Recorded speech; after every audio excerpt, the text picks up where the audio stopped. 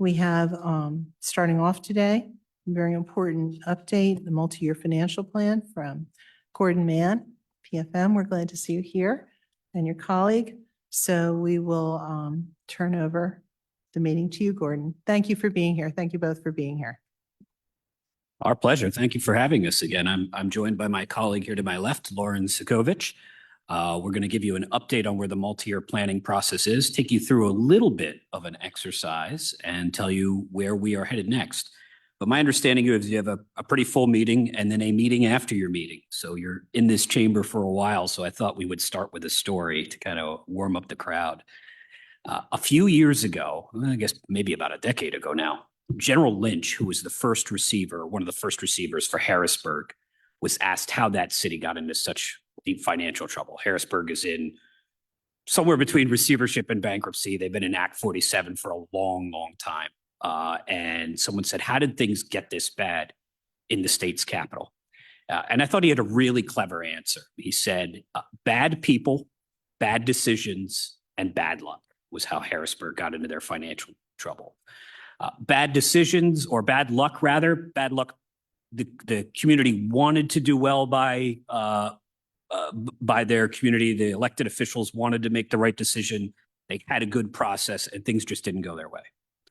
Bad decisions, you had people who were in charge who wanted to make the right decision. They had a bad process and ended up in a bad place. And then candidly, bad people, the people were not trying to make a decision in the interest of their community. They were trying to make the decisions in the interest of themselves. And those were the three factors for how Harrisburg got into the trouble they were in. And I think the opposite is true here for you here in Reading. You have an opportunity. You're through that period where Harrisburg is still stuck in Act 47. And how do you take advantage of an opportunity to do something special? Well, you have good people, you have good decisions, and you have good luck.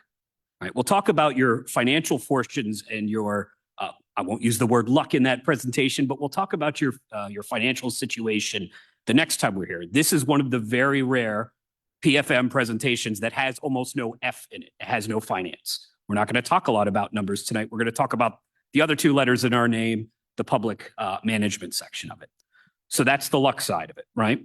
I know some of you very well. I know others of you not as well and hope to get to know you better.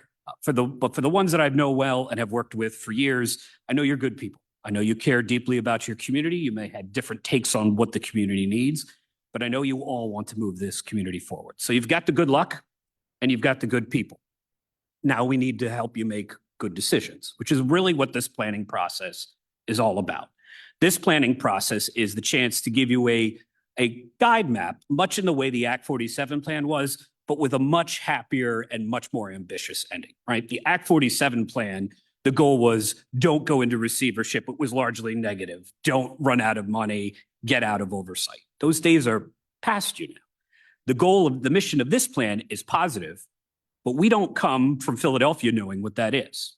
We want to spend time with you, with the administration, with others who may be watching virtually, to have you tell us what your vision and what you want the mission for this plan to be.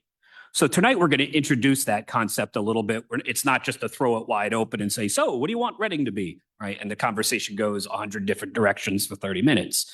We want to structure it a little bit. We want to lay out what the next steps are. It is not going to get, we're not going to decide the mission of Reading in the next 24 minutes, but we will explain the process that we're going to use to do that and invite you to participate in that and then give you a sense of what's our next steps are. I've now done the light lifting. I'll turn it over to my colleague, Lauren, to do the heavy lifting, and then I'll come back to close it out. Sure. Thanks, Gordon.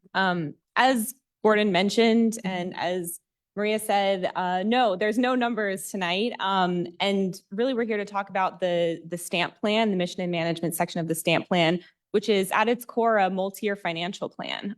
So the natural next question is, what does a mission statement have to do with a financial plan?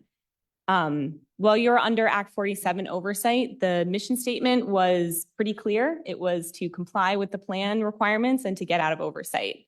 So now we're taking this next step to understand the more creative and aspirational vision for the city and understand from its leadership, what does the city's leadership want Reading to be?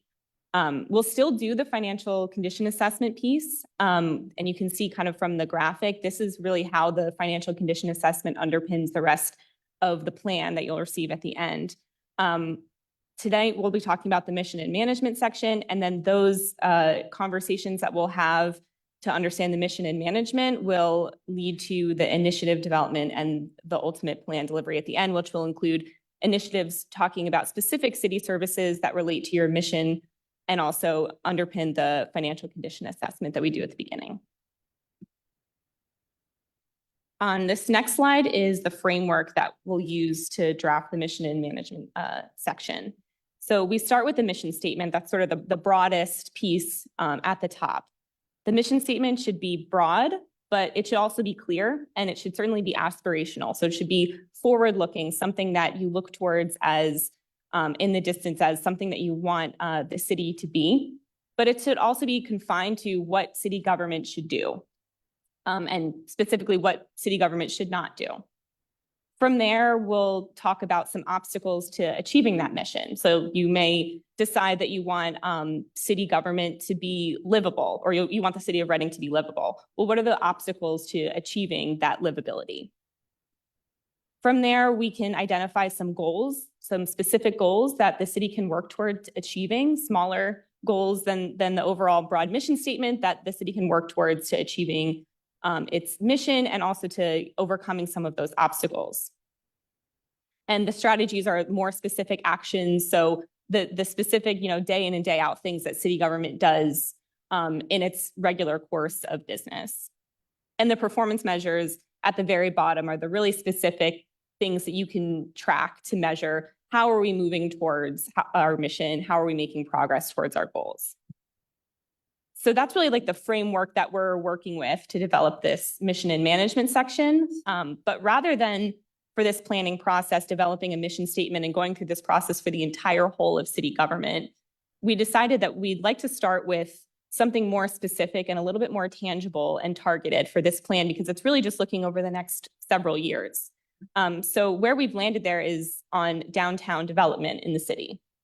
So the question that we want to answer with this mission statement is really, what role should city government play to revitalize downtown?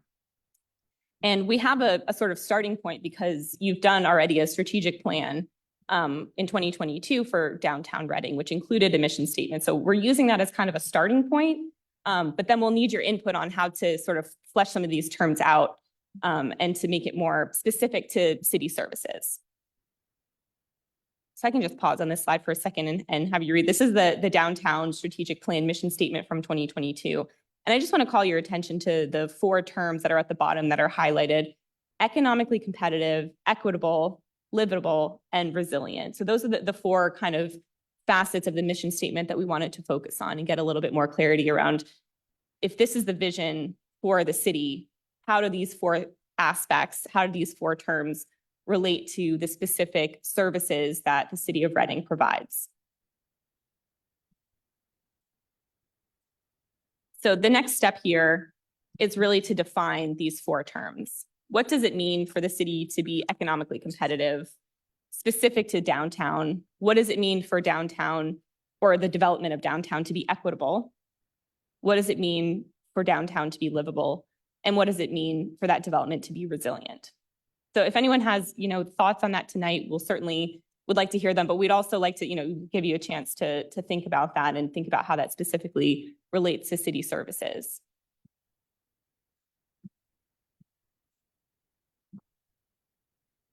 So at the end, we'll leave time for as long as, well, not as long as you want to go, because there are other presentations and you have a full meeting.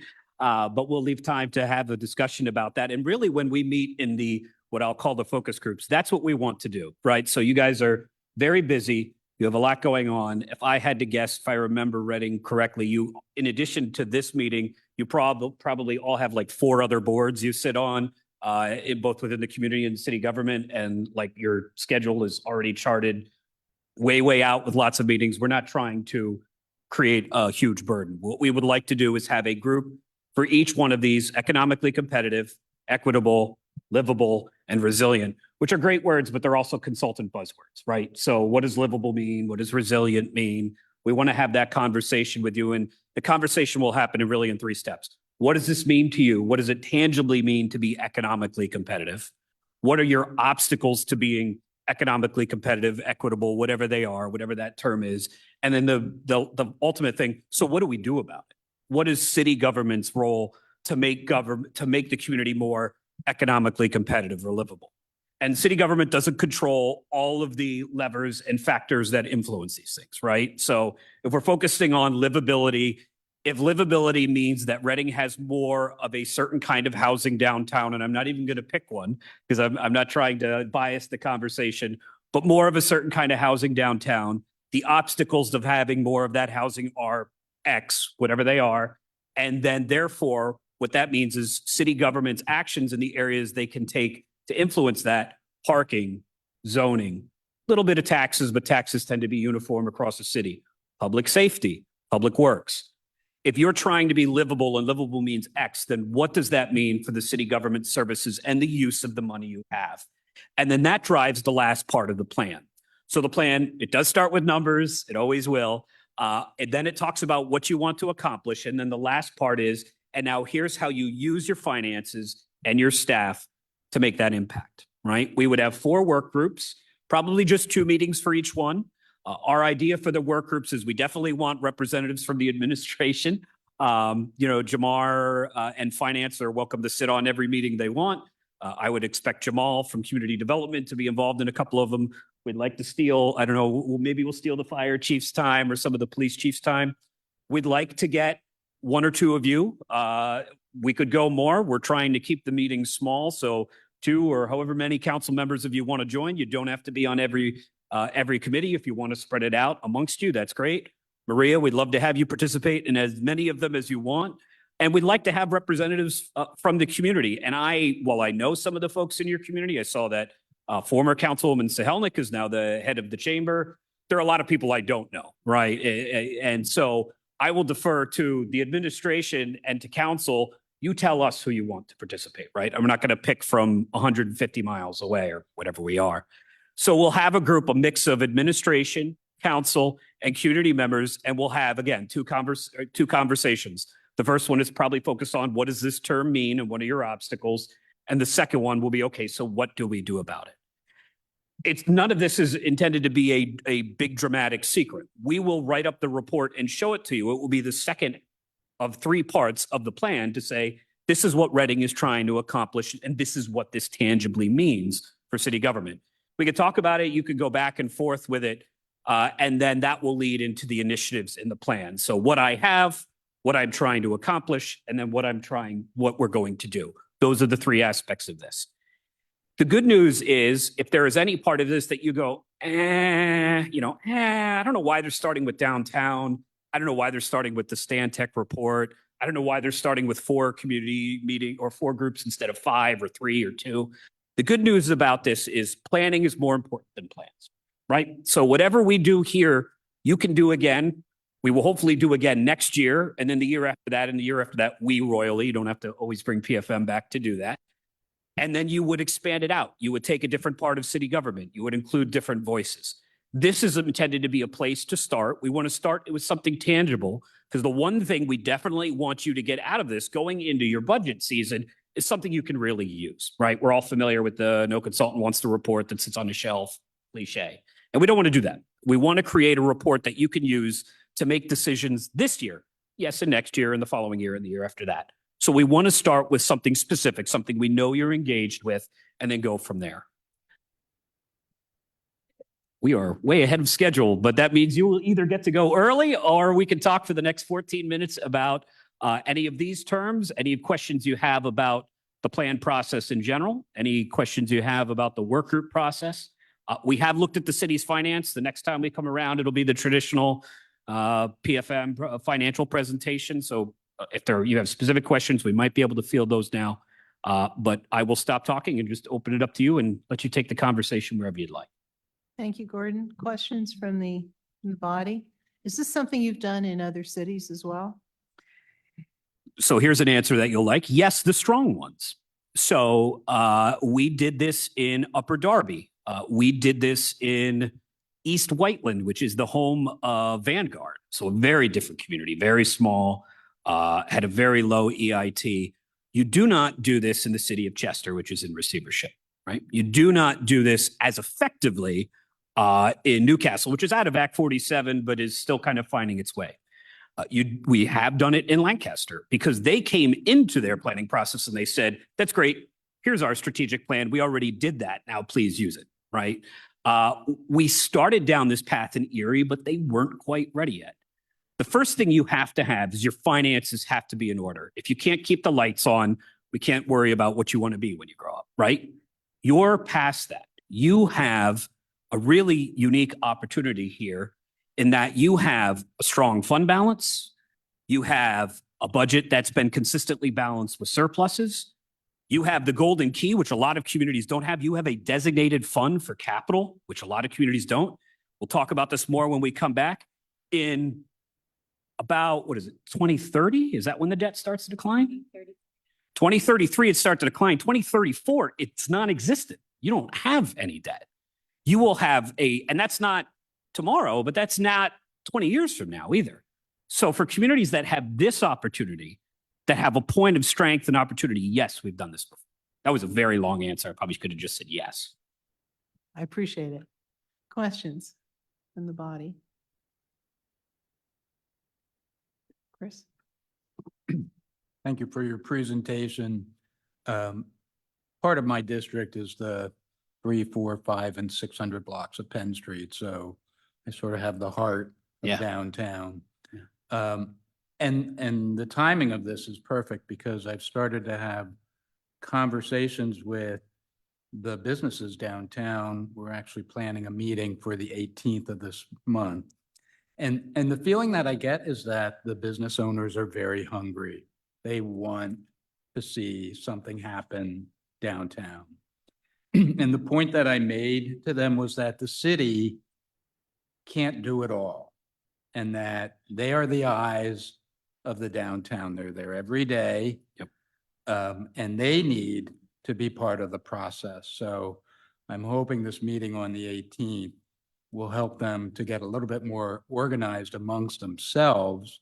Right. Because I don't know, when you have a business, your focus is on your business. It's not necessarily about communicating with other businesses. There may Right. be some that do, but I think the majority probably don't. And I'm hoping that this meeting is the starting point of getting the businesses to be organized as a group that they can speak not individually, but as a business community of downtown. So I'm really looking forward to this meeting. I think after that meeting, I'll have a better idea of who would want to be involved with That's great. your meetings. Yeah. I would definitely like to be involved, so Yeah. please count me in. Sure. But I think, that in the grand scheme of things, most people see that downtown Reading has so much potential. Yeah. There's so much that you can work with. It's the architecture, it's the layout, there's just a lot there. It's just how do you make it work? Right. But I think everybody is on board to move forward. Great. Thank you, Councilman. And I wrote down, count me in, so you're counted in. Questions? Comments? Thank you, Mr. G-Man. Sure. I like that when I see it on paper here. Yeah. So again, as Chris mentioned, of course, we want to thank you for the presentation, right? Sure. It's important for Reading. I also am here to say I'm present, right? Please include me as well. Yeah. I think that Right. the only suggestion I would make, kind of like maybe having business owners being involved in the communication, is gathering maybe 1 or 2 youth from our community, because I think that perception is That's a very really important, great and they idea. are the future. Yeah. They hold the future in their hands. And so I would just recommend having somebody in the high school maybe, or even going Yeah. to college at Alvernia or Albright, someone who's a resident of Reading, give their input on that. So thank you. I really like that idea, especially for resilient. Resilient is one of these consultancy words, but what it really means is the person who's in high school or at college will still want to be here 10 years from now, right? That's what it means. It means long-term. And it's one thing for me or someone else to say what we think that is. It's another thing for someone who actually lives here to say, hey, this is what would keep me here. This is what would make this a better place to live long-term. Any other questions, comments? Vanessa? And so you mentioned that after these groups, you will have a report that then we will discuss moving forward. What's the timeline of the groups? There's 2 meetings that you mentioned, Yeah. like in, I don't know, the spread of time of that way Yeah. I can picture the next steps. So it was a really good question. What we'd like to do is really do that over the next, let's say, 5 weeks through the end of May. What I'm trying to do, if I back this out, is have a fully formed multi-year financial plan in your hands by no later than, say, mid-September. Why mid-September? Because if I recall correctly, you head into budget season after that. And I'd like to have it be something that's in your hands that you can read and digest, so you don't get big giant budget and big giant plan. You know, now you could read these 900 pages together, right? I'd like to give you a little bit of separation from that. And if I back out from that, I need, and again, the financial analysis is largely done, and we'll come back and talk about that next time. But I need that mission and management section so that I can go to the fire chief and say, hey, this is what livability means. How do we translate that into resources, right? This is a very different conversation to have with PFM, but as opposed to here I am to tell you what you can't do, this is a conversation about now you have some opportunities. You won't be able to do everything, of course, but what's a priority and how do you use your resources? So if I back that out, I'd really like to be able to get through that by May. The other thing that happens after May, of course, is the school year ends. And everyone goes on vacation and you have the I'm here, but they're not, and they're here, but I'm not. So we'd like to try and compact that. If it floats, if, you know, to the councilman's point, hey, we got a meeting on April 18th. Can you wait to do the economically competitive meeting until the second half? Yes, there's flexibility, but that's kind of the timeline we're thinking. Go ahead, Maria. Thank you, Gordon. Do you think like a budget will be part of the project? Just for the program, for the project? Would the budget be part of the process? Like a separate budget for the downtown area? You know, it's a really good question. You know, it's something to think about. Do you need a part of the budget that's focused on downtown? It would be a different kind of approach because you could budget by department. You can budget by kind of function or priority, what they call priority-based budget. This would be somewhere in the middle. It's something worth thinking about. The thing that I would want to be careful about is we are picking downtown because it's tangible and important, but I'm aware that it is not the only part of Reading, right? There are lots of other parts of Reading, and could you get to a point eventually in the future where you have even if you don't have a budget for the north side or budget, because that could be really hard to read. But if you had a page or two that says, hey, this is what we're doing, this is what we're focusing on downtown, where Albright is, you know, College Heights, whatever it is, that I could see you going towards. Will you get there this year? I don't know. Say moving forward. Yeah. I mean, yes, thank you. I guess sort of a question or / comment. I'm always very happily envious of downtown Lancaster when I'm down there. Would it be possible to ask maybe someone representing government and also someone representing the sort of the private group that came forward to really help steer the development of downtown Sure. Lancaster to be a part of this? Because they've gone through the process. They know what's good, bad, and different. And I think they would be valuable advisors because that downtown is a lot of small businesses, a lot of old architecture. There's a lot that mirrors our downtown, Yes. but it is by far so far ahead of where we're at, so far ahead. That's a And- really, really And good it's- idea. And I think it's important to see what they encountered, what led to their success that may help us go that direction. So I would respectfully ask that both from the government and from the private sector folks be a part of this. We could do that. We don't work with, you know, 1,000 communities at the same time, but we do happen to be working with Lancaster right now. So I could reach out, you know, the mayor, if you've ever had any interaction with her, she's wonderful. The community development director, a guy named Chris Gombar, and I'm sure they could connect us with folks in the, you know, the Chamber of Commerce or whatever their downtown is. But that's a great idea. And candidly, they have some things they could learn from you. Right? We will be talking with Lancaster later this year it will not be this conversation. Well, we're neighboring cities, so I Yeah. think if we can help each other, it's what neighbors ought to be doing. So, any other comments from the board? Okay, well, thank you both for your time and Thank you. your interest, and we look forward to working with you. Sure. So, we've enjoyed working with you as well over these many, many years. I was looking forward to this for like a week. I really love coming here. So it's just nice to see you guys again.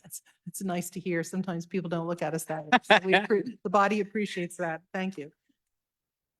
Okay. Safe travels home.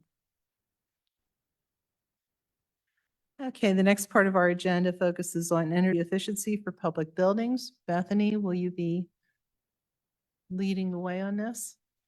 Council President, can I have a moment? Yes, please. I'm sorry. My apologies. I'll defer to Mr. Hyman, our guest mayor. Excuse me for just a minute, but we do have a special guest tonight. We have Mayor Annie Papadula Kalamachia. Close? Correct. And she is from the district of Lufwanyama Yes. in the country of Zambia. And she is visiting Welcome. the United Welcome. States. And just let me tell a little bit about her. Her district is the largest district in Zambia. It's also one of the poorest, but with great potential thanks to its natural resources, and particularly mining, lots of valuable minerals. After a 5-year term as a counselor, she has fought prejudice to become the first female mayor of the district. And through the Connecting the Dots project, she has learned how to raise her profile and stand her ground. She now has big plans for making improvements to education, health, unemployment, and infrastructure to bring about positive change. So I present the mayor to you.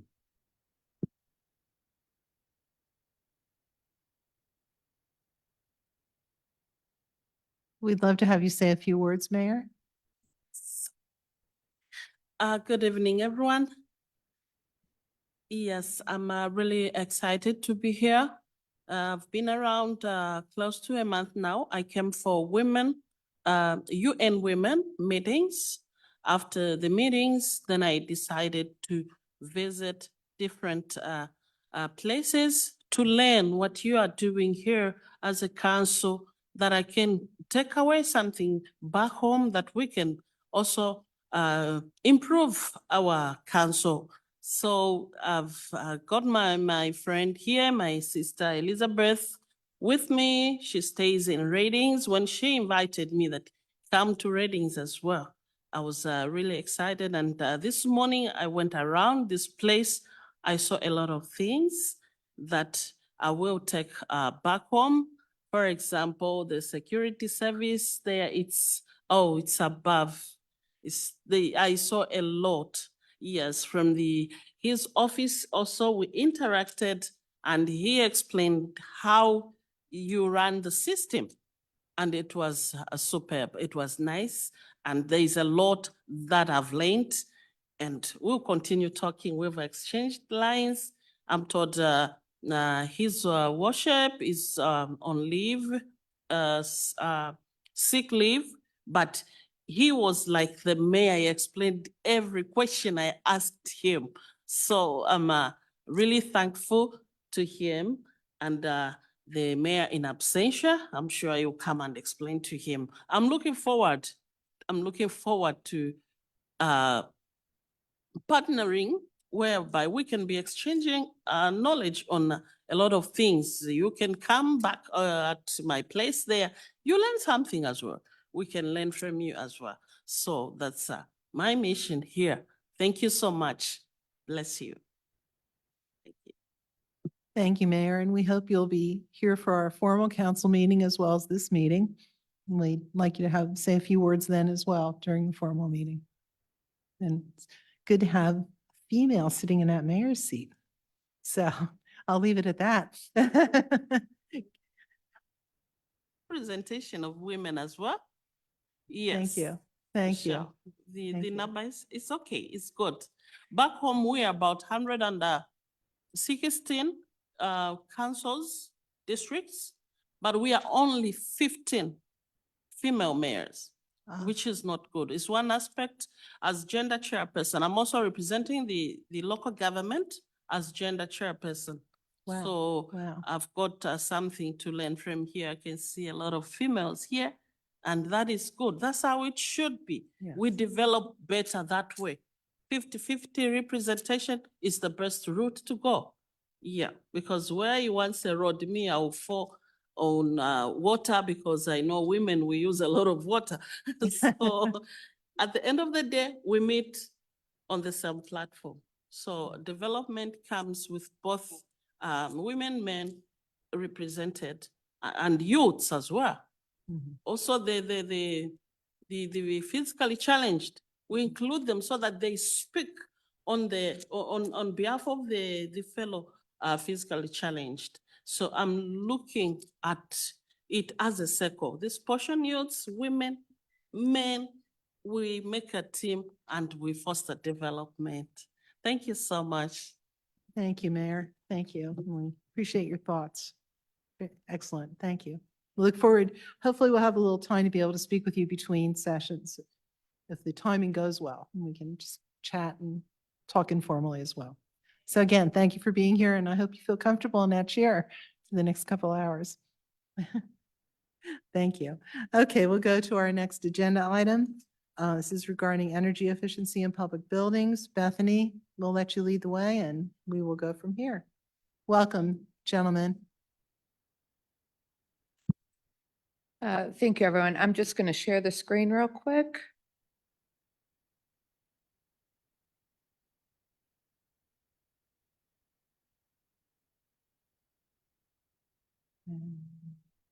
Center mode, which first? Yeah, there it is. There we go. So good evening, council, and our viewers at home. I'm Bethany Ayers Fisher, Sustainability Manager for the City of Reading. One of the many duties that I have is to manage the city's energy purchasing and budget, and also look for ways that we can reduce that purchasing. One of the, I would like to introduce a presentation tonight that is on the consent agenda legislation as Resolution A, which would be authorizing us into a energy, I just lost my place, an energy and construction services contract, which is an ESCO for an energy savings performance contract. We have been allocated approximately $150,000 from Department of Energy to start implementing energy efficiency projects within City of Reading public buildings. And one of the ways that we can do that is to enter into an energy savings performance contract. And so I'm going to introduce Matt Wardarker and Brenda Marzano from Schneider Electric, and I'll let you guys go and you can tell me when to hit the next. Great. Well, thank you, Bethany. And good evening, council. My name is Brendan Marzano with Schneider Electric, and we are very thankful to have the opportunity to be here and speak with you this evening. We're going to go through a project development presentation that we presented a few months back to some other stakeholders in the city here. And this is really a summary of that, and to go through some projects and some ideas of scope that we found after meeting with a number of people, Bethany included, to understand initiatives, goals, and potential opportunities for modernization and energy efficiency. So we'll run through that, and Matt and I will kind of go back and forth. Yeah, thank you. You've probably seen us in the audience somewhat. We try not to be just faceless people that are out there that you're doing potentially evaluating things with. Glad to be here tonight.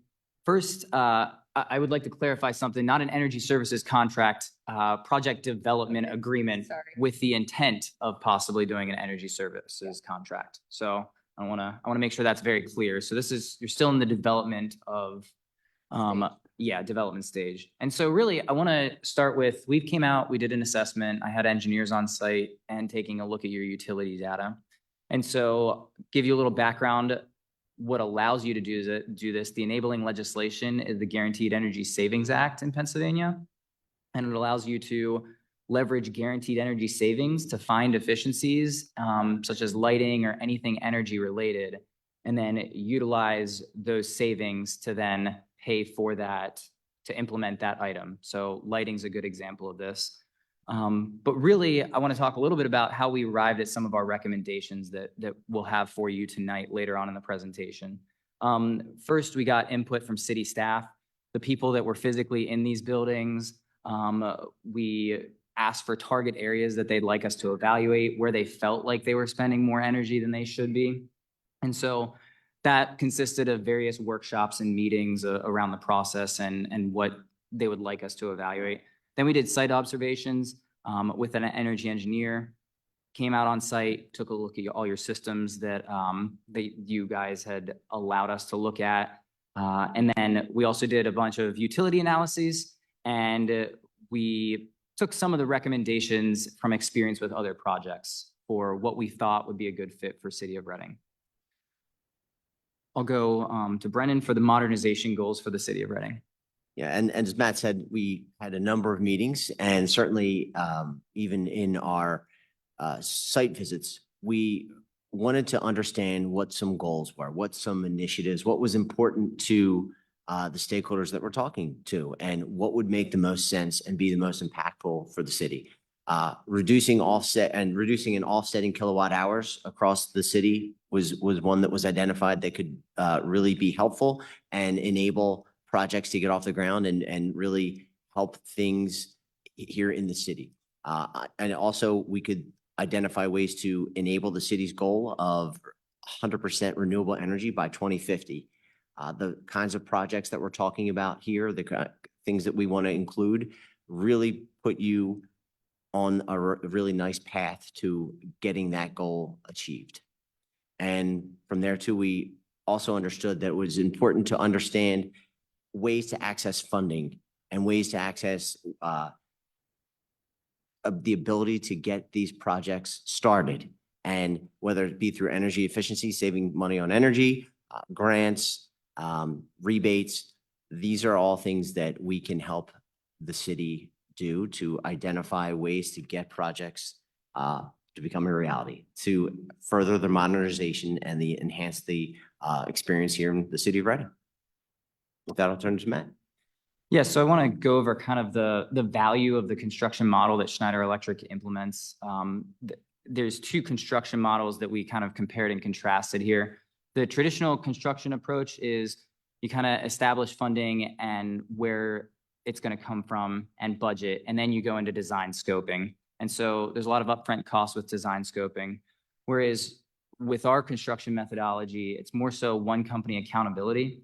And what we do is we try to establish desired outcomes at the outset. We really want the client that we're engaged with to really stay in the driver's seat of whatever gets evaluated. And so we try to establish the desired outcomes on the front end, and then we design and implement solution around that, as well as help the city establish funding or apply for grants or leverage federal incentives that are one-time federal incentives to bring some of that money from other places to fund some of these initiatives. And then finally, you're dealing with one entity all the way from the design to the construction contract. And I guess the key value differentiator here is, since all the work's being done on the front end, there is no change orders associated with anything that we do. And so it's really focused around one company accountability. And so whatever the turnkey price is, there's no change orders associated with that. And then the last thing on design, build, perform is that we actually want to be your partner for long-term. And so we will also be tied to the performance of how the equipment's performing, and to be really your partner throughout the entire life cycle of whatever we would install. Moving on to the next slide. So when we went and had these site visits, we spent 2 days here taking a look at a number of buildings and that were identified by Bethany and her team, and they're along the top of that solution opportunity matrix. And what the dots represent are there's the list of the opportunities or the projects that could potentially happen. And as you can see, there's there's green, yellow, and black dots associated. The green and yellow are opportunities that would be self-funding over the matter of 15 to 20 years. The black dots are areas that we need a little bit more information on, and that's what we're talking about here in this next stage, where we would work to learn the full scope, the energy savings, and understand really what would be included in a project that we would want to do. So this is really what we presented kind of in a much greater detail a little earlier this year, but we wanted to just show everyone what we're talking about and what some of the impacts could be. Again, some more information is needed, but there is a number of good ideas here that could again make a nice impact for the city of Reading. And this is a very malleable list. So these are just items that we broadly observed and we think could provide a value to the city achieving some of their infrastructure goals. So on to the next page, the projected financial impact. Right now, based off of our energy analysis, we felt that implementing a lot of the low-hanging fruit, you would see an estimated annual savings of $175,000 per year from your energy budget towards some of these initiatives and priorities that we looked at. The other things that we also evaluated were there's certain utility efficiency programs. I'm not going to go too deep into that, but that revolves around the Act 129, and the utility will actually pay you to use less electricity. There's certain grants and federal incentives out there for EV charging infrastructure, and also for solar PV to offset some of your electrical usage and enable you to become more resilient across the board. And then some other reoccurring revenue as it relates to the solar would be PA solar renewable energy credits that would also help you offset certain areas of your budget as well. And then there's additional federal competitive grants that are out there through the, through the infrastructure bill, and possibly through the Inflation Reduction Act to help recoup some federal dollars in to fund some of these initiatives that will make you more resilient from an energy perspective. And so what that looks like, the Guaranteed Energy Savings Act allows you as a public entity to leverage these savings over a maximum of 20 years.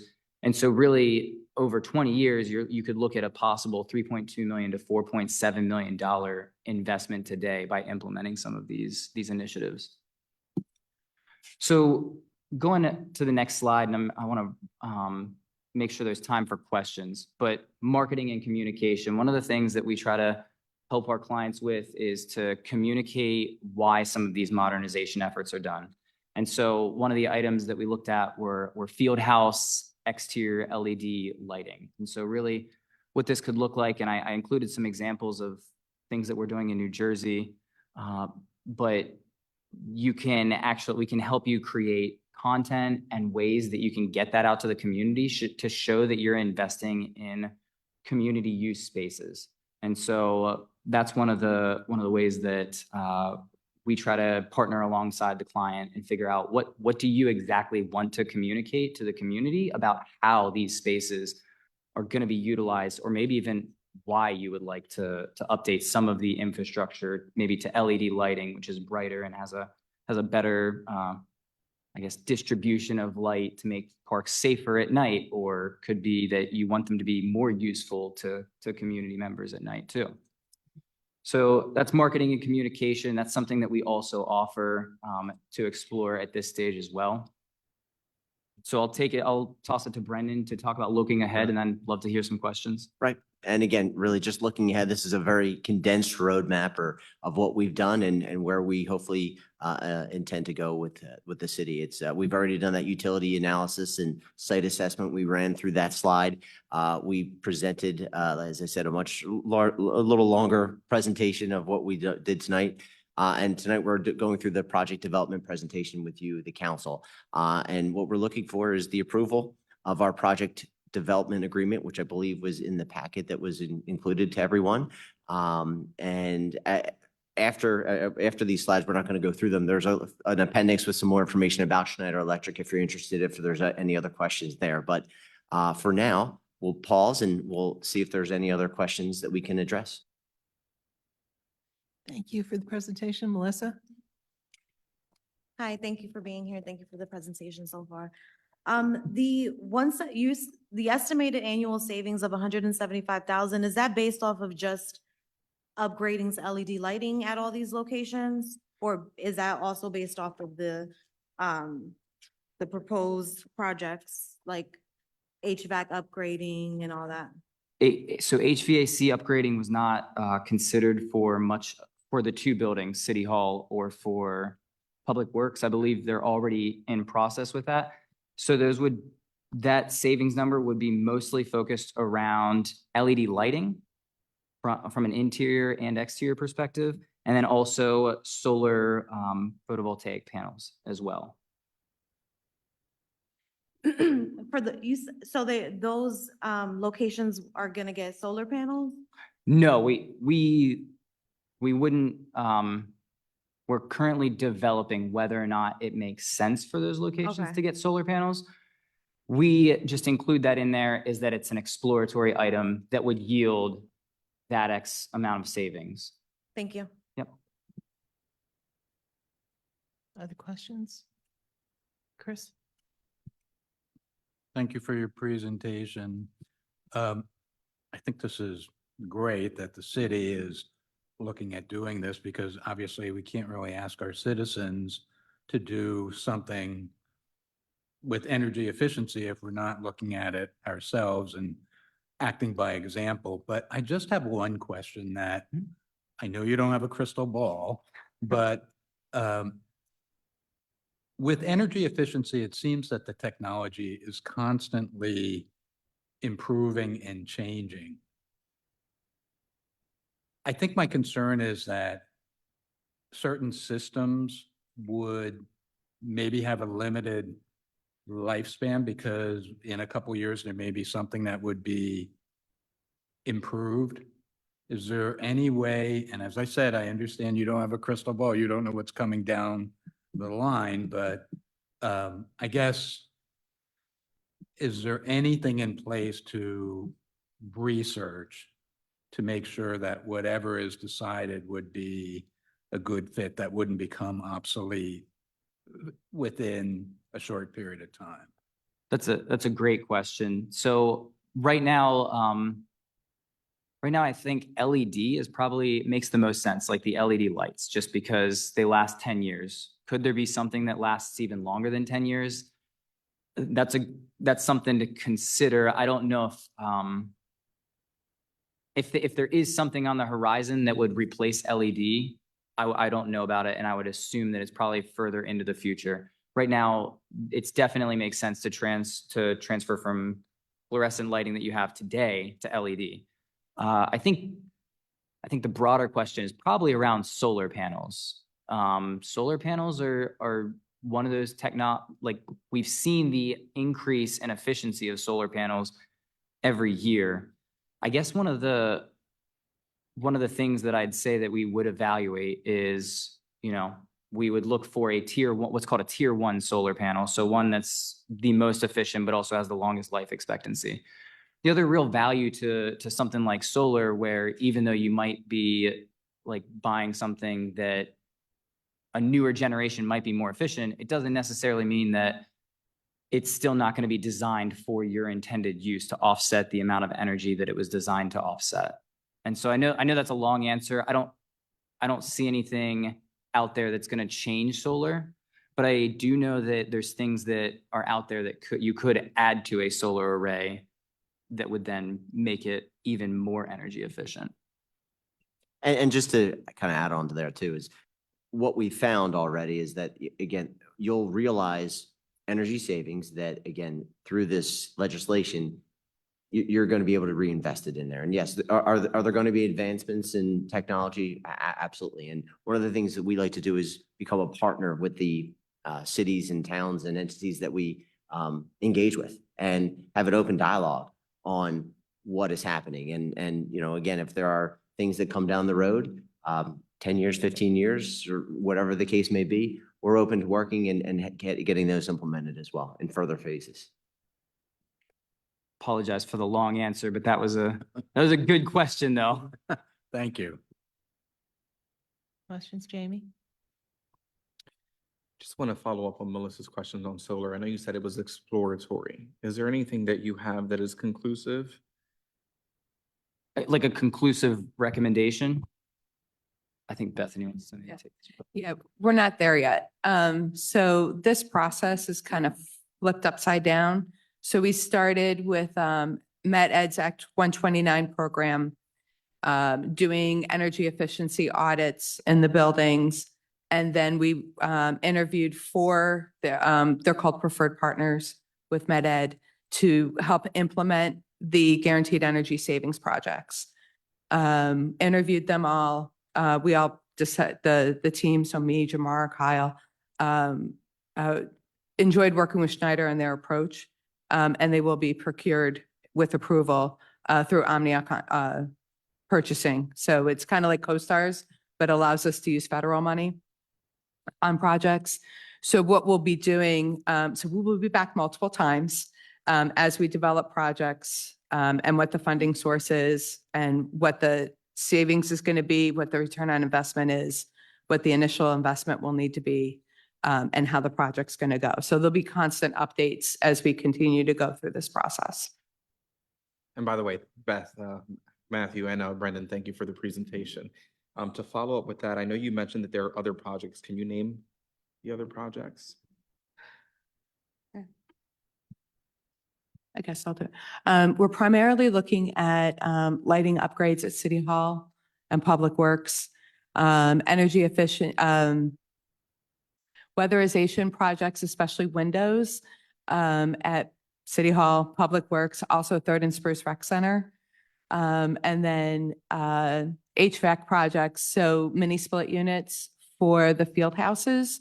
So that way, we can take them off of oil and gas heat and also add air conditioning. So that way those field houses are more usable in the summer without it being expensive to operate. Some of them right now just have window units. And when those window units are on, the meter starts spinning. So with the newer more efficient mini split HVAC systems, we'll be able to air condition when we need to and have it be, I don't start panicking and freaking out about the budget. But those are where we're primarily starting. These projects are able to be used for any energy and also water efficiency type projects. So I can't pour concrete with this kind of a plan, but we can certainly, do lighting upgrades, do wiring upgrades, kind of the things that we need to operate the buildings.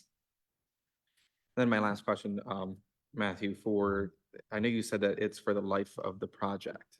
Can you elaborate a bit more on that? Yeah, that's a great question, actually. So part of our design, build, perform is we will also help the city measure the performance of the project utilizing whatever method the city and Schneider come to an agreement to use.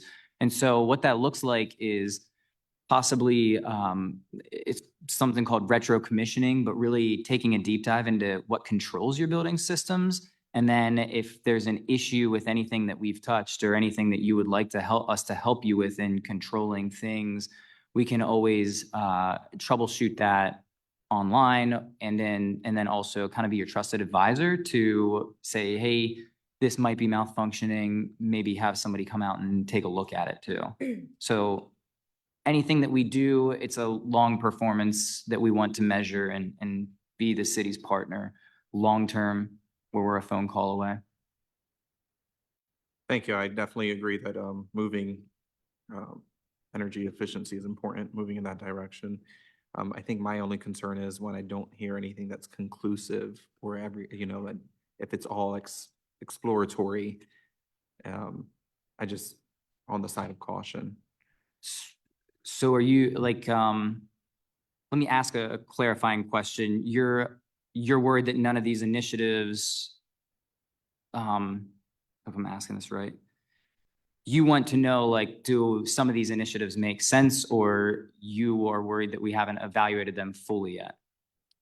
or that you have a set, I don't want to say goal, a set procedure for it. Like you said on the solar panels, like it's exploratory, so you're not really sure, and the unknown is, I think, where I tread on the side of caution. Oh, I see, I see.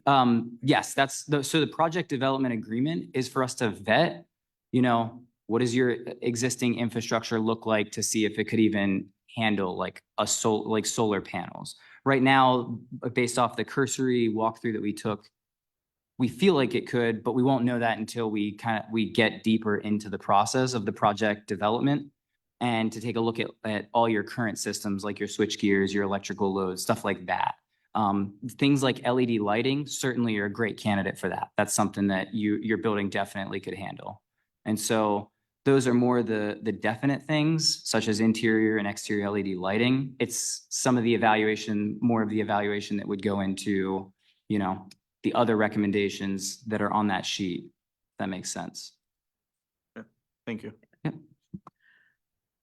I also just wanted to add that Harrisburg Area Community College, Commonwealth of Pennsylvania, EPA, Department of Energy are all using these contracts and have all done projects with Schneider, which was one of the reasons why they were chosen. Vanessa? Thank you for that background, Bethany. I was wondering.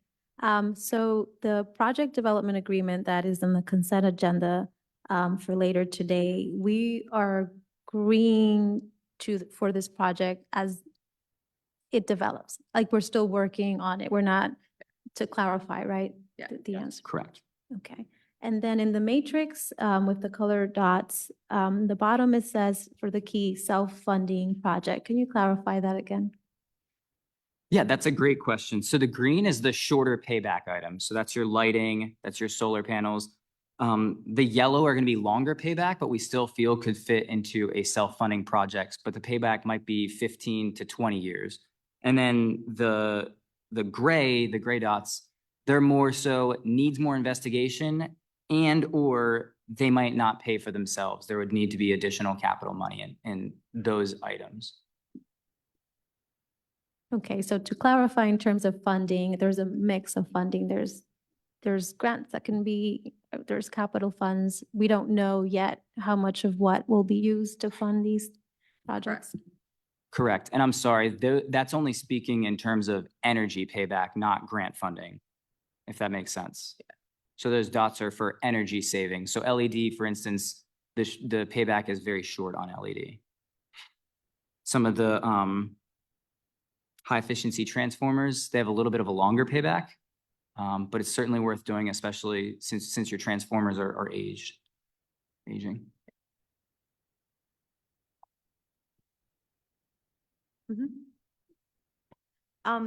Also on that resolution, it states that a termination fee if no projects move into construction phase. What's that timeline? Well, really, we try to seek to be a good partner with the city. So I guess the process, I should probably give you the process of the project development agreement first. So what we do is we'd like to get, key stakeholder agreement on, okay, out of this list, which initiatives do you want us to evaluate when we have engineers on site? And then based off of that list, we will come out, we'll take another look at your buildings, start to develop, and then give you conceptual pricing. That will be the midterm where we present to hopefully the administration and the city council. This is the conceptual pricing of each of these scope items. And from there, the city council and the administration will decide, okay, either these make sense to move forward with, or these don't make sense to move forward with, and you kind of filter it down. So you're still very actively involved in the selection of scope items. And then once we get past the midterm and you say, okay, we want you to design these scope items to the final price and a final fixed savings number on those, that is when we would go out and we would get hard pricing for that final fixed price turnkey project. This process can be very long. And so it's not like the termination fee is there really to just protect the engineering that we've done on it. So we're not ever looking to collect that. we'd like to do a construction project with you. But I think in the project development agreement, it's 60 days after we present the final contract. So it's still a ways out in terms of, there's a lot of steps from between here and now. Does that answer your question? Okay. So I just want to confirm, so you do the studies, you present it to council, we approve, and then from there, you're saying there's 60 days. Is that the time, am I saying that correctly? Yeah, we would do the final contract. We would present the final contract to city council, but there's a lot of interaction with city council in the process and what they're going to look at between now and that final contract presentation, if that makes sense. Really allowing you to stay in the driver's seat to make sure that you're getting the services in the project that you would like that are accomplishing your goals. So the fee wouldn't kick in unless it was canceled.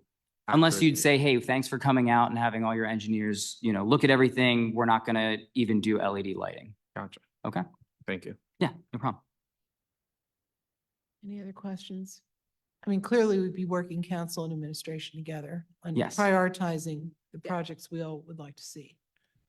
Mhm. Good. Any other questions? How does the administration, what are the thoughts of the administration on this? We are totally behind looking at a more energy efficient city government, public buildings.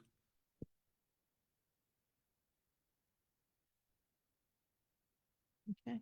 Anyone else? Thank you very much for your presentation.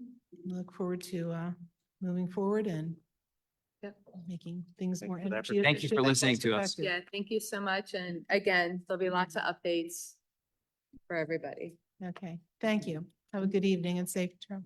Okay.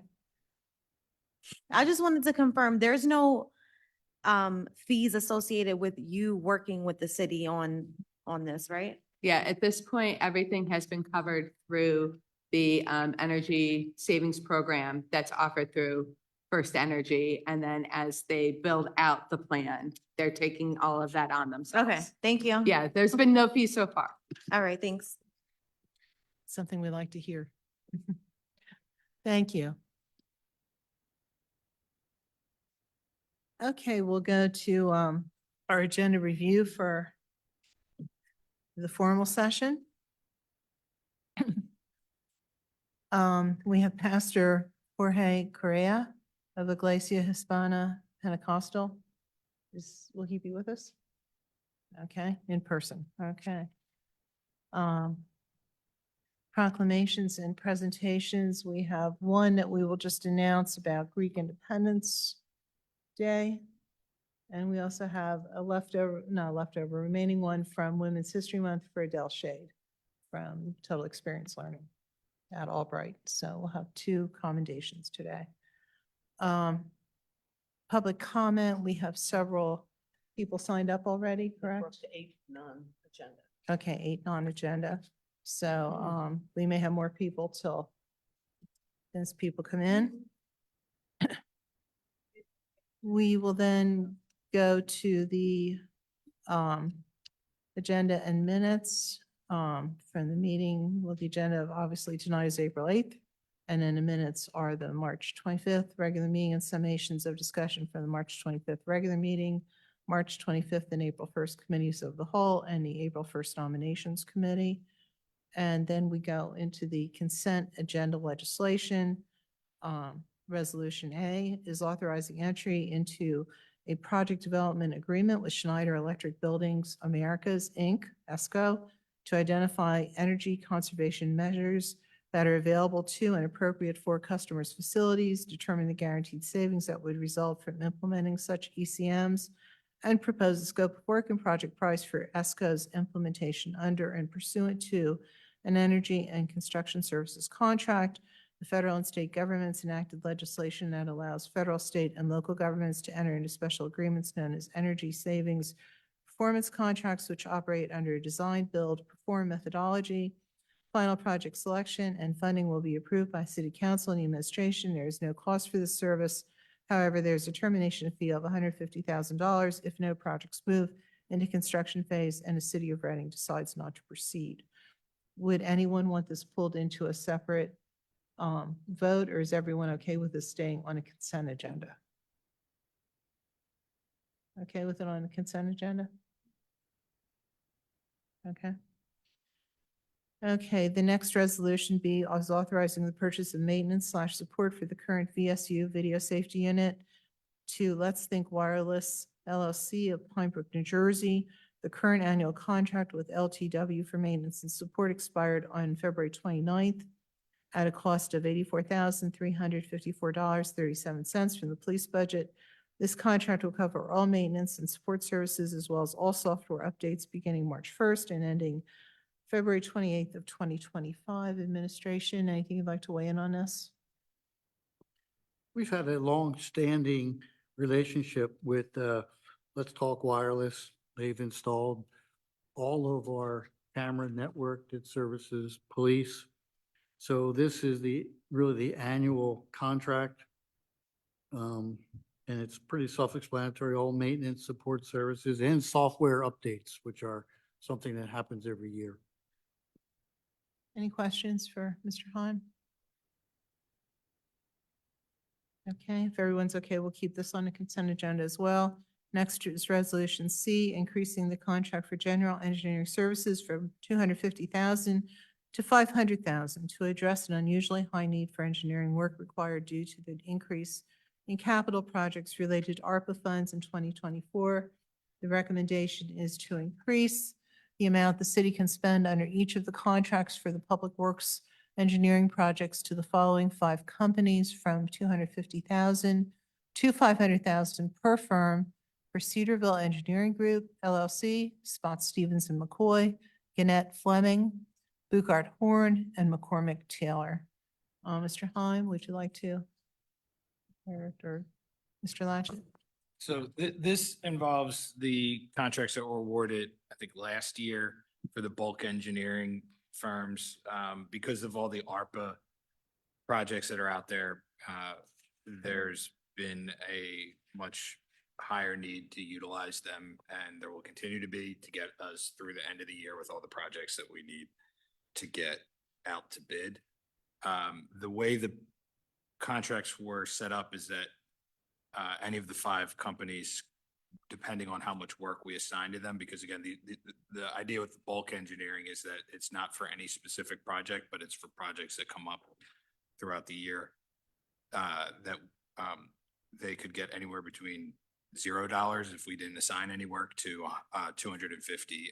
This is just extending that to $500,000 due to the increase in demand. So essentially, it's a change order.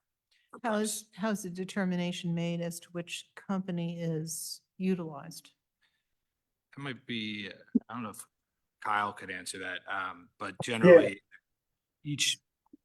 they have their own kind of, Specialty? yeah, I know McCormick Road projects, but I'll let Kyle. Kyle, go ahead. Yeah, they each have their own, they specialize in different, different things within engineering, whether it's, roads, streets, or buildings, things like that. So we use the firm that we think is most appropriate for the project that we're doing.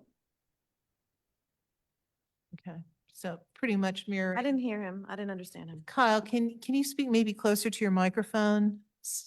Some of your words got a bit muddled along the way. Sure, sorry.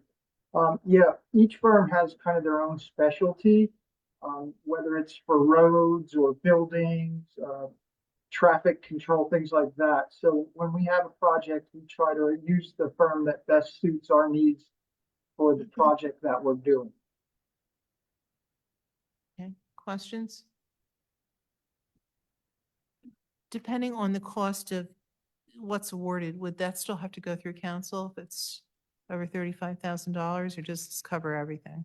I think because it already went through council, it would only need to go if it exceeded the 500. If this were to pass, if it exceeded the 500 for any Okay, given firm. so the individuals' contracts would not need then to come.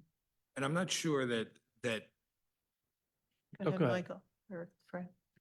I don't know if what you're asking is the contract for the project itself. That's what, Like, I yeah, think that that's what would I'm still referring need to. to come I think if before they us. go over 35,000, we That would still come back to us. Yeah, just the engineering I portion think of they it. generally don't. Again, because these are small, it's an aggregate of smaller projects. So yeah, the purpose is to give us the flexibility to use these firms. But yeah, if it was a project that required more than $35,000 Of engineering work. we would come to you guys. Right, so if they're designing some bridge project, the engineering work doesn't get bid out anymore, but the construction of the bridge then after it's been designed would still have to come before Yeah. council.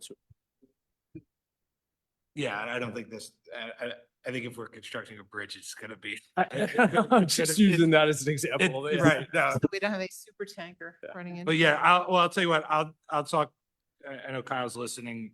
Yes. We'll make sure that if any of these, problem is this is kind of like legal work. You don't always know exactly what the cost is gonna be when you set out to do the engineering. You know, a lot of times it's dependent upon what we need and it can change. So, I think we'll make, hearing that, I'll, and Kyle, we'll make sure that if, it's likely, you know, we'll use our judgment if it's likely to be a larger project to make sure council approves it. Yes. Questions? So currently, as it stands, if it's 250 or more, then it comes to council. If, yeah, and that would be for all of, like, if we were to assign Cedarville, you know, several projects, and now all of a sudden they've already used all their 250, then yes, it would have to come. And we're just getting ahead of that here. We can see that that's clearly gonna, I think, I forget exactly where we stand with these five, but in the first 3 months, we've spent a significant amount. We expect that to continue. Okay. You further? No, I just, I'm trying to analyze what Fred just said, and, I think it's important for council to have oversight, especially with that amount of money. So if it's more than 250, it's great that we get to look at it and approve it. If council gives leniency to $500,000, the more gives you more room to spend and less oversight. I think, yeah, maybe we could do a report at That an would be upcoming meeting advisable. as to what the projects are that each of these firms are working on and how much has been spent. But yeah, I mean, we wouldn't be coming to you now if we hadn't already, if the expectation wasn't that a lot is going to be spent, and a lot of that has to do with the you know, increase in projects for the capital Right. ARPA projects. And that's also how a significant portion of this is going to be paid. These engineering costs are eligible to be paid through ARPA funding. Kyle, do you want to add anything? No, that's pretty much it. Any other questions from the body? Wes, anything? Vanessa? So you explained it, and I'm trying to grasp just the concept of this, and I just keep reading the line that says, to address an unusually high need for engineering work required due to the increase in capital projects related to ARPA funds. So mouthful, but so that I'm conceptualizing what this means, the increase in capital projects, was that something, how far ago did we see this increasing? Is this sudden? And then the unusually high need for engineering work, was this not seen as happening, like coming to this stage? It kind of, explain a little, just give me some clarity on that language so I'm understanding the reason why we need to raise it to the 500 because of that cause. Yeah, I think, well, if you recall, and a lot of this happened, I think, last year, when we were deciding on how to spend the ARPA funds. So we came with a huge list, and it wasn't decided until, I think, probably after these contracts were decided on. If we knew then when these projects, when we put the bid out for the bulk engineering, we would have foreseen that, but I think that,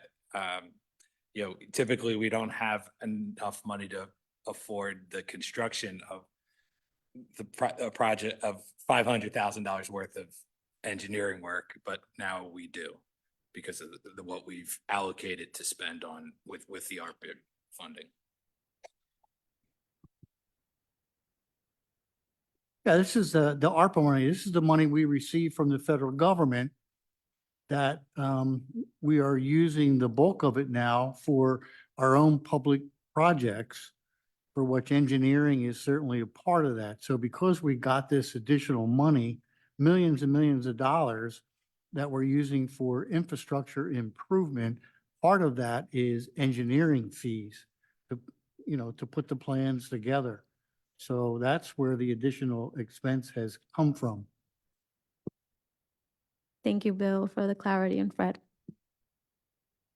I would just add, I think it's important to remember Jamar was here a few weeks ago explaining about how timing is really important on this, that if you don't use this money within the next couple of months or have it allocated, that you potentially will lose it. So I think that's part of the reason why there's extra funds that need to be expended now to make sure that all of those projects are engineered on a timely basis so that they can be bid out in order for that ARPA funding to be spent on them instead of losing the money. Thank you, Mike. That makes things much more clear. I think then my question would be what happens when the ARPA funding is used? And I guess that the ordinance can be looked at then. Yeah, well, I think that would be for this year. We have to get the ARPA funds spent this year. Next year it would go back to the traditional 250 because we won't have the money to build the, It will automatically go back to the 250? yeah, this is just for this year, right? The 500. Because it's tied, Yeah, but we have to have things under contract by the end of this year. So we might still have engineering monies into the project completion, which we have several years to get the project completed, 2026. yeah. So I take that back. We might need to keep it high, but we could certainly revisit it next year and the following year to make sure we haven't just set because of this once in a lifetime unusual budget we have to spend on public works projects. We're not going to let that set the tone for the next several years, just the years that we actually need to spend that much money. Especially if we It wanna- makes complete sense. I just want to make sure we're being fiscally responsible, so. Yeah, especially if we want to stay out of Act 47. This is the kind of stuff we got to keep our eyes on. Okay, any other comments? Okay, So is that something that you would keep track of in 2025, 26, if you're still here? Generally, I wouldn't be. I know that between or among Kyle, Dave Onspach, and Jamar, they're keeping an eye on what we spend. Yeah, our project managers and our engineers keep a spreadsheet, a running total of what we're spending on all these different engineering firms. is that okay? Okay. Okay, thank you, everyone. Does everyone want to keep that in a consent agenda or pull it separately?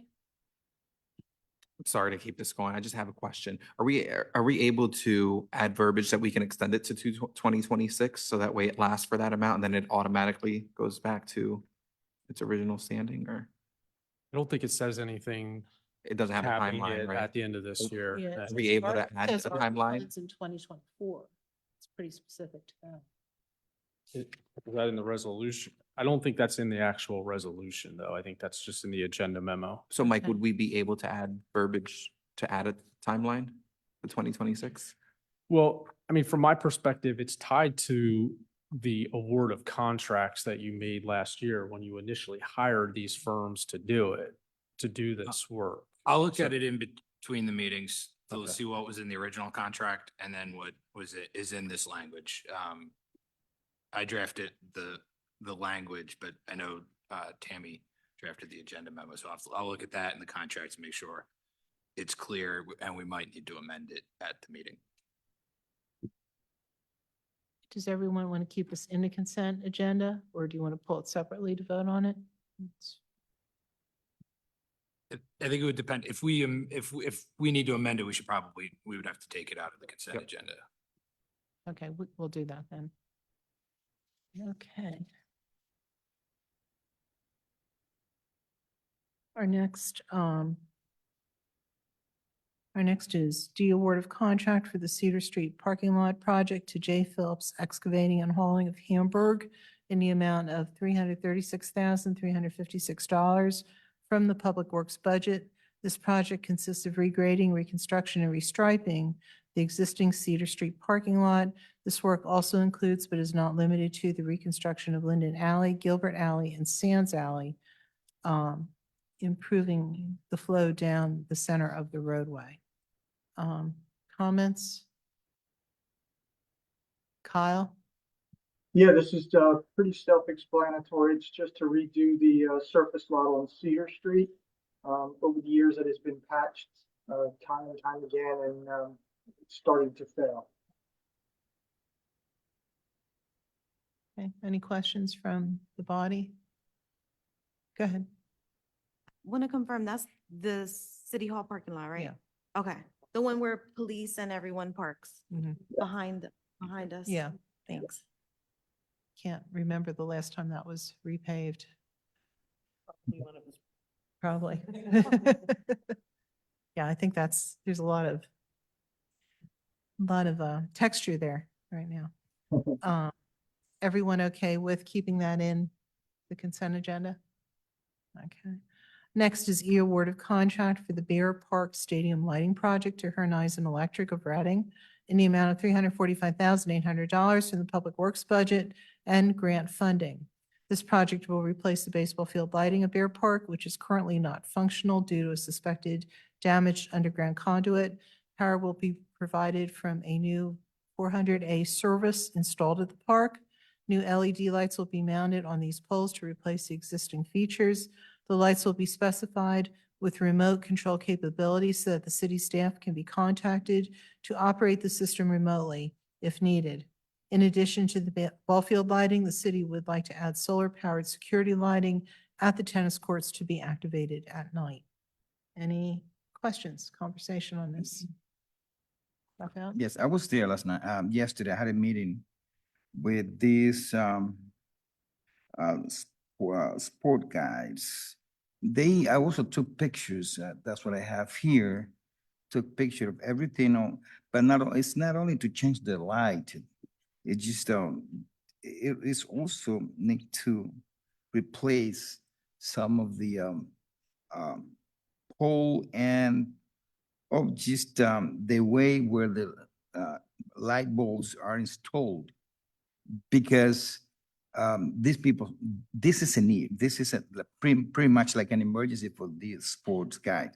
And even when I had the meeting yesterday with them, it's pretty much, they said they will cooperate with everything, but pretty much they need this to be fixed as soon as possible. So if you want, I can send you the picture I took, but they need it.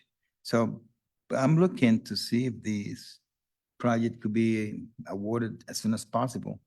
But not only just the light, but I need these light poles to be repaired.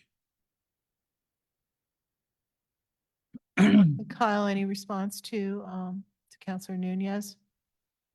Yeah, we're gonna be replacing all the lights in the baseball field. They currently don't work, none of them. There was an underground issue, so they haven't been working for a couple of years. So this is to bring lights back for nighttime ball play on that field. And then also the LEDs down at the tennis courts. Any timeline, Kyle, that you can provide for us? I think that's what Raphael's looking at as well. Yeah, I don't have that, but I can tell you Horizon is a contractor we use a lot, and they're good at getting things done fast. They don't mess around. Okay, if you can keep us updated, especially Councilor Nunez, that's his Yeah. district, that would be great. Thank you. Is everyone comfortable with that remaining in the consent agenda then? Okay.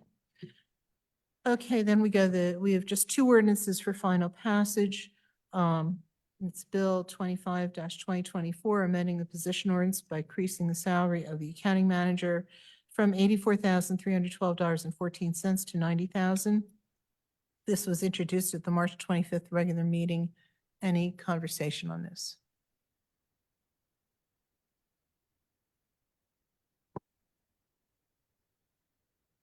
That's the amount of salary that we needed to get someone who is competent and has prior government service, which is what we were looking for.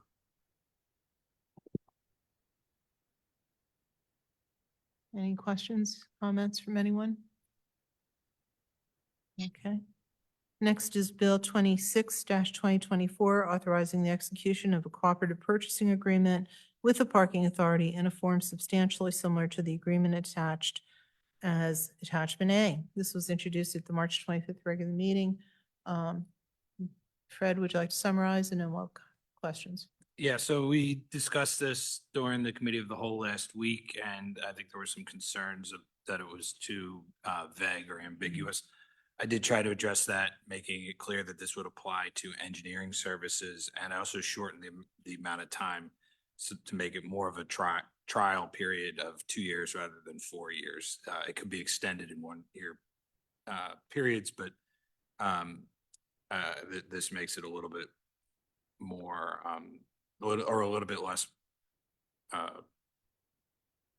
open-ended, and both in terms of the type of work. What's that? Unless I have big, well, I was trying, that's actually not the word I was looking for, but it's a little bit more specific to what we're trying to do. And I think Bill could talk about that a little bit more, because he has a little bit more familiarity with the specific project that we would, the one project that we have in mind for this agreement. In essence, this deals with expanding parking spaces on Penn Street. Council has worked with the RPA on this and reviewing different plans, so that we're talking about putting parking in the center of Penn Street and making adjustments to the intersection to accommodate pedestrian traffic also. So it is kind of a major project. It's going to take different partners. It's going to include the city, of course. It's going to include the RPA. It's going to include the state, because whenever you're dealing with intersections, even though it's not a state route, they have power over the intersections and the traffic signals. So that's why we want to partner with someone, so we all don't have to go and get separate engineering. It just makes sense to have a more cohesive project.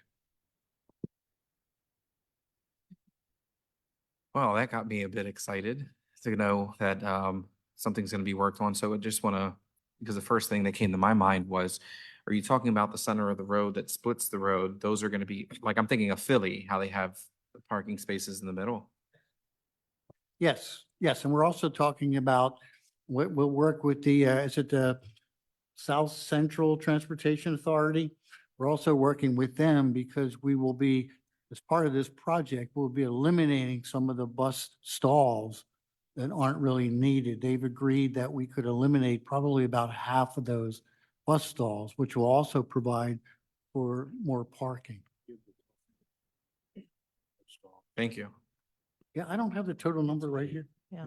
Those Oh, were, 8, there's 8 stalls. yeah, yeah, So it'll be 4. So we're eliminating half of them. Thank you, Counselor. which is good. That's 30 years overdue. For sure. Any other questions, comments? And just a reminder that if we do award any engineering contracts under this, it would still come to council. So and it would be explained that as we usually do, we would say, this went out to bid. There was an RFP, and this was the firm that was selected. In that case, we'd make it clear that this was a firm that the parking authority selected through their process, but that we entered into this agreement that would allow us to utilize firms that they used their process for, which we're allowed to do. So we would just be transparent in how we selected the firm, that it was done through this agreement. that allows us under our purchasing policy to utilize the parking authority's purchases through an intergovernmental agreement. That's saying that the engineering services that they receive, they're paying for?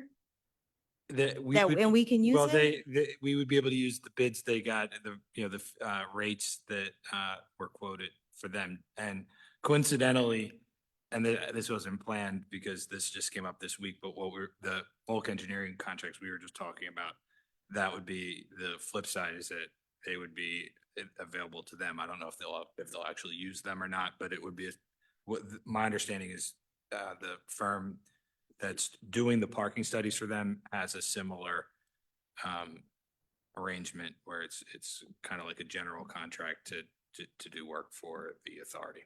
So we were hoping, because they're already doing that parking work that on Penn Street, that we would be able to utilize them rather than having to go out to bid for where anyone could bid on it. But the bulk arrangement couldn't involve ARPA funding though, for the parking authority. No, No, they it wouldn't has to be. be separate. totally No, separate. It just, all this applies for both the city and the parking authority. Is allows us to use their bids, not their contracts, just the bids and the quotes that they got for the work. And rather than having to go out and do the whole process again ourselves and start from scratch. The same way, if you look at CoStars, that's basically what CoStars is, it just involves the whole Commonwealth, where vendors bid on specific types of work, and then the Commonwealth approves the a rate or a price, and then we're able to utilize those prices, but we still have to come to council to get approval to enter into a contract. That would be what would be happening here. I get that it's complicated and it's hard to, it's not easy to explain, but essentially what we're doing is we're utilizing a provision in our purchasing policy that allows us to join with another entity, government entity, in an intergovernmental agreement for purchasing. Thank you, Fred. So technically, the city will not be involved financially in any decision that the parking authority decided they go with any bid and stuff like that. They will be responsible financially, right? So technically, the city will be responsible financially. We're not paying for any of the work done for the authority. This would be separate work that we need for the city. Yeah, it's not a cooperative contract. It's just that we're using bids that they've received and vice versa. I just want to make sure from both of the solicitor that this is not a conflict of interest. No, I mean, I think what Fred's trying to explain is that this is kind of to make the process a little bit more efficient and to help from timing perspective with respect to projects. And you're not sharing in the bids for projects, you're sharing in the bids for services. So it's more of like an hourly rate type of thing. So our RPA went out and got bids for engineering services that came back with a firm saying we can do it at $200 per hour. The city, if you adopt this, would then be able to use that firm at that hourly rate of $200 per hour for whatever city projects it wants to engage them with, instead of having to put a whole nother bid package out for the city to just basically come back and get the exact same hourly rate service bid, but it took you another 90 days to get that. Then doesn't that limit who we send out work to? Because we're using the same contractor for what they're using, so then they're getting all that work and we're not being open to everyone else. Well, I mean, they did bid and others, it was an open bidding process with the parking authority. It's not like they selected them without opening it up. But no, I understand that that is part of it. But you know, this, in this case, it's being done because of the need for this specific project to utilize the specific experience that this firm has, but also in the future, you know, with like if they were to use our bulk engineering, that went out to bid, and it could save them time and money on going out to bid.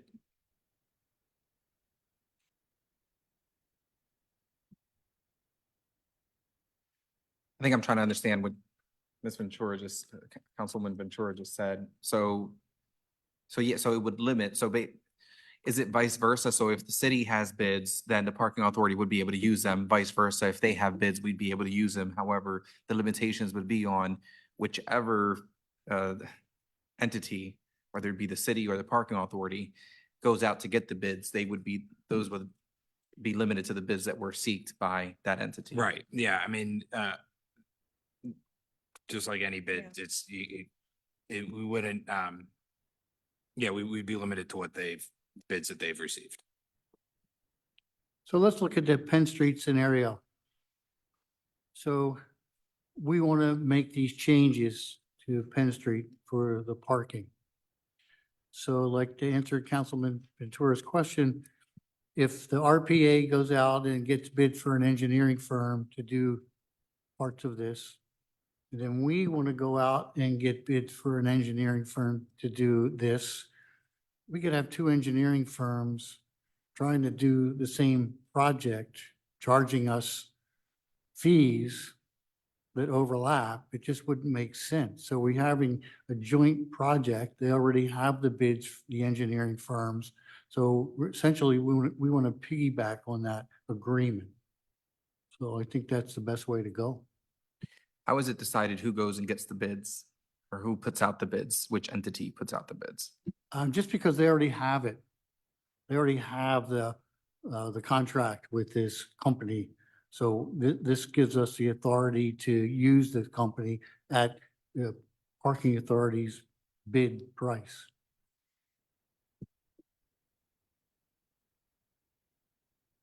But I guess just to follow up on that, if there's multiple in one project and there's multiple contracts, who takes the lead in putting out the RFP for the bid?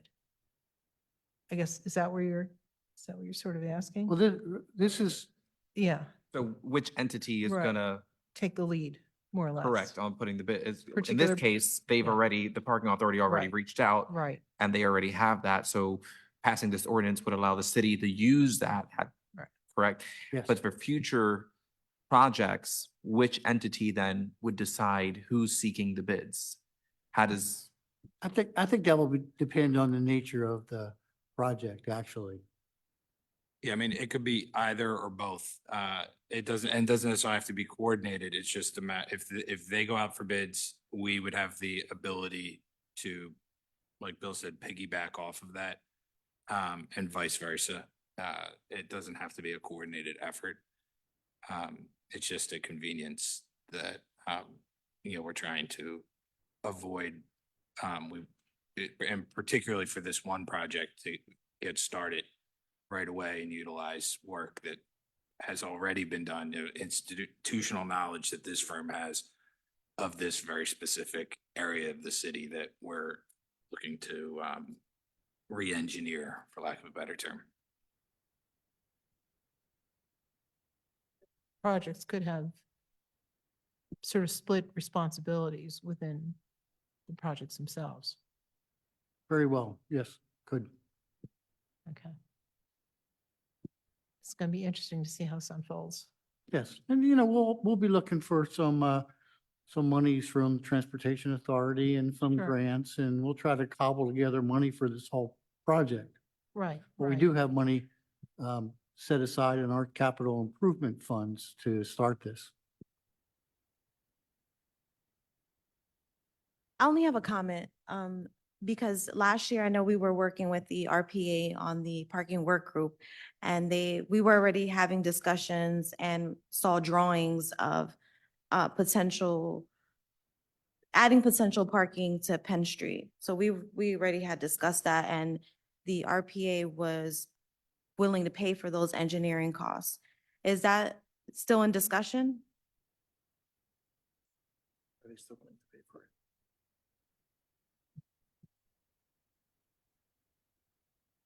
I wasn't aware of that they were willing to pay for all the engineering costs for this project, but if they're willing to do that, fine, but I think the city is also willing to be a partner in these funds, since we're all going to benefit, and since it's part of the downtown revitalization.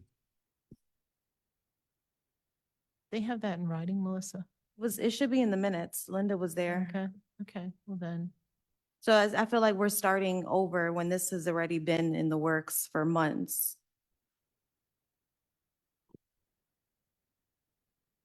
But we don't have a work group anymore, so I don't know where we're at. with the new authority. This was news to me that it was continuing.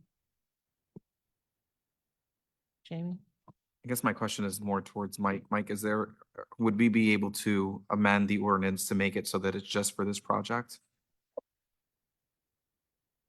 Sure. Something to think about.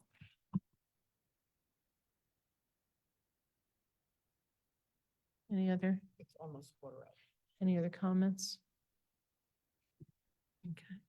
Okay, we'll just keep going forward then with the rest of the agenda since we're starting to run low on time. Wes, if you'll read the new ordinances at the formal meeting, appreciate that. And then we have 3 resolutions here. One is Resolution A, authorizing contract for engineering services in the amount of $35,000 from the capital budget with Civil and Environmental Consultants, CEC, for the design development of the Hillside Splash Pad project. The Hillside Pool property was acquired from the Hillside Pool Association in May of 2019 and added to the city's inventory of park properties. The property was and continues to be in disrepair. The city learned from the DCNR about the opportunity to submit a grant application in the Outdoor Recreation Legacy Partnership Program, which provides a dollar for dollar funding match. Administration, any comments on that? Kyle, do you have any comments for this Hillside Splash Pad project? I mean, this is just for the engineering work, just to get this moving. They are looking at the grant opportunities, yes.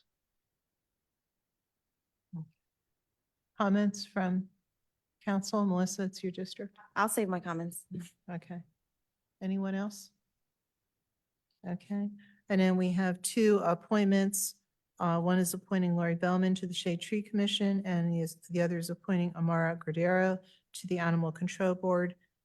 Nominations Committee, any comments on those folks? Wes? Yeah, both Lori and Amara were great interviews, and we have faith in them that they'll do great work on the boards that they are interested in. Okay, thank you. Anyone else?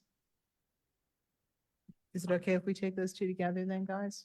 Yeah, I'm very happy to see Lori Bellman on the Shade Tree Commission. Okay. Personally, I know that she had reached out to me. She wasn't particularly happy about the trees Mhm. at Center Park, so.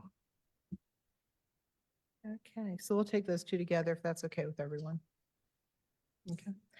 Okay, and we have no reports from department directors, et cetera. Then we'll have our 3 normal reports, council, auditor, and administration, and the meeting schedule. Is there any need for an executive session? Okay.